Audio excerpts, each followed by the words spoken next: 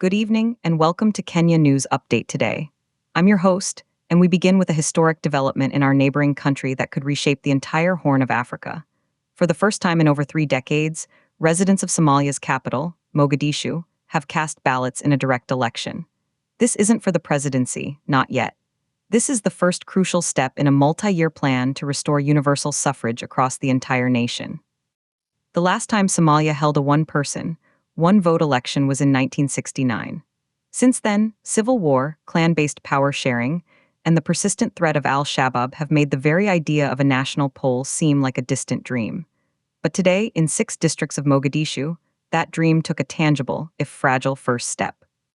We're going to spend the next 12 minutes diving deep into what this means for Somalia, for regional stability, and for Kenya, which has borne the brunt of Somalia's instability for years. We'll look at the mechanics of the vote, the immense security challenges, the political calculus, and we'll debate whether this is genuine democratic progress or a carefully managed political theater. Let's start with the basics of what actually happened. Over the past 2 days in the districts of Haden, Hal Wadeg, Heliwa, Darkinley, Dainal, and Karen, a select group of Somalis went to the polls. Now, it's critical to understand the scale and the limitations.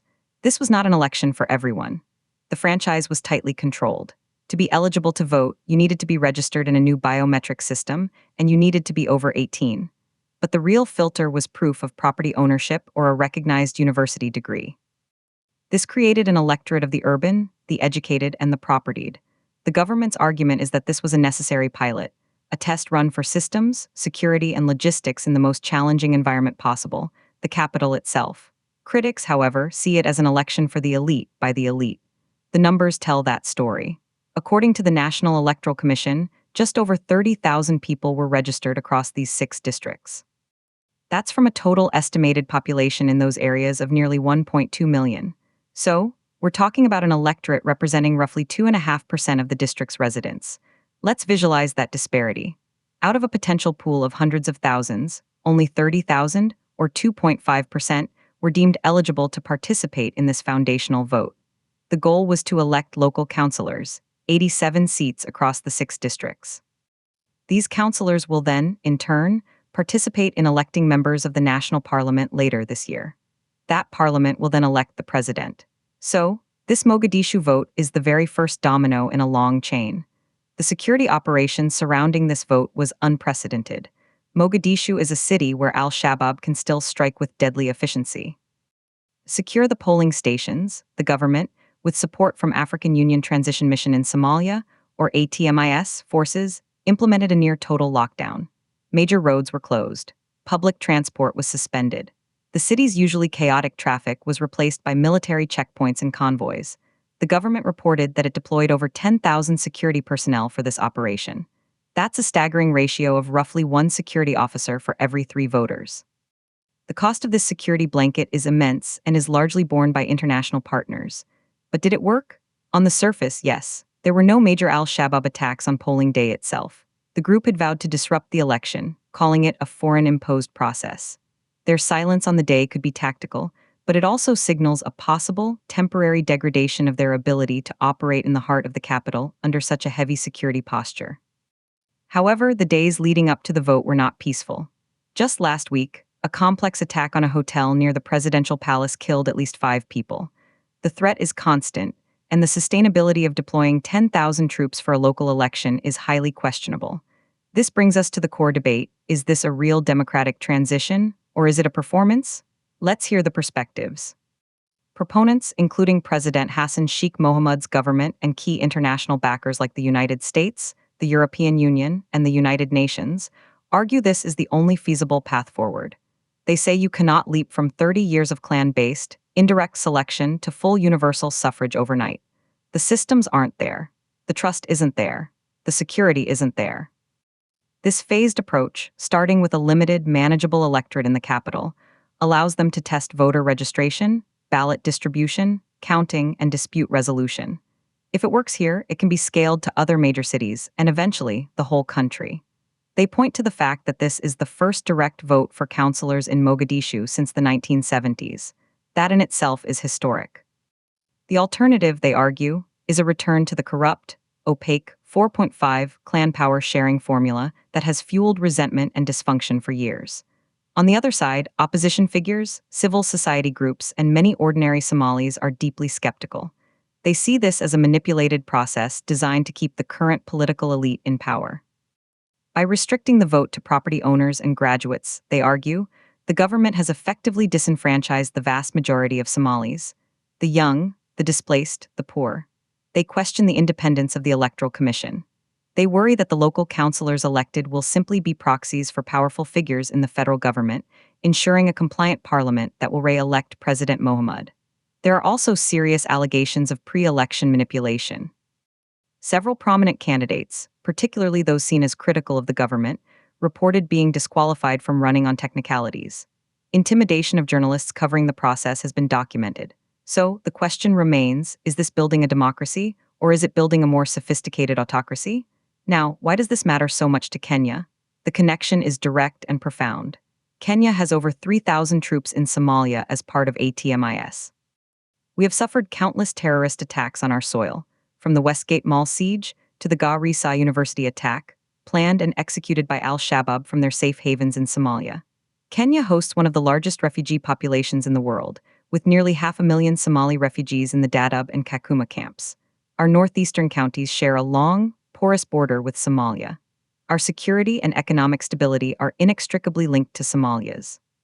For Kenya, a stable, democratic Somalia is not just a neighborly hope, it's a national security imperative. A Somalia mired in perpetual conflict is a direct threat.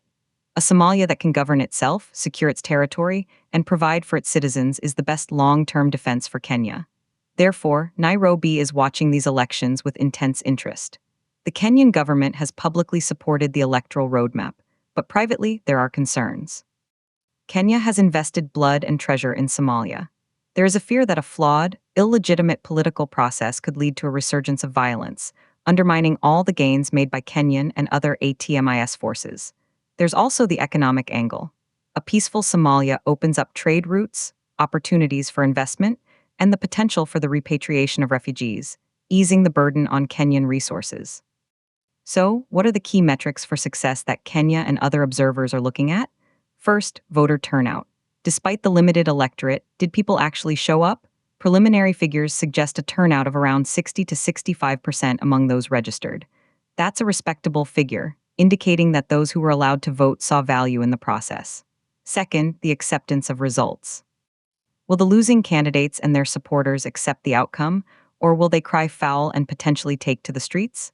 The peaceful concession of losers is a cornerstone of democracy.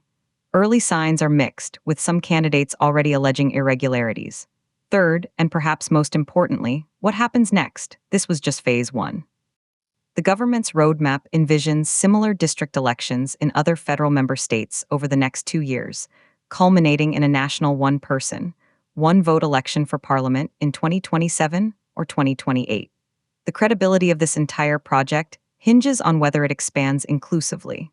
Will the property and education requirements be dropped?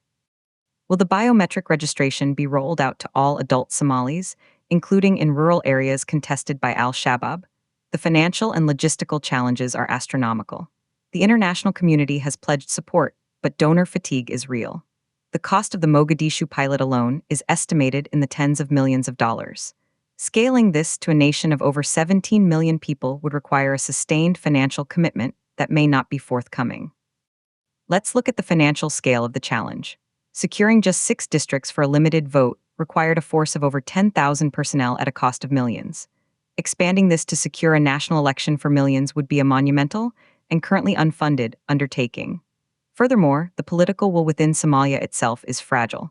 Federal member states like Puntland and Somaliland have deep reservations about the central government's plans. They fear a strong Mogadishu will encroach on their hard-won autonomy. Somaliland, which considers itself independent, has already stated it will not participate in any Somali federal election. Puntland has suspended cooperation with the federal government over constitutional disputes. Without their buy-in, a national election is impossible. So, we are left with a picture of cautious hope tempered by immense skepticism. The images from Mogadishu of people casting ballots are powerful. They symbolize a yearning for normalcy, for a voice, for a country beyond war and clan. For Kenya, a successful democratic transition in Somalia is the ultimate strategic prize. It would mean safer borders, reduced refugee flows, and new economic partnerships. But the path is littered with obstacles: al Shabaab's insurgency, clan rivalries, political manipulation, and a daunting financial and security bill. The Mogadishu vote is a step. But is it a step forward on a clear path, or a step onto a shaky bridge that may not lead anywhere?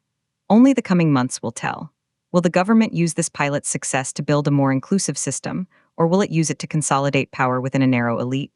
Will international partners, including the US under President Trump and the EU, provide the long-term, patient funding needed, or will their attention shift elsewhere?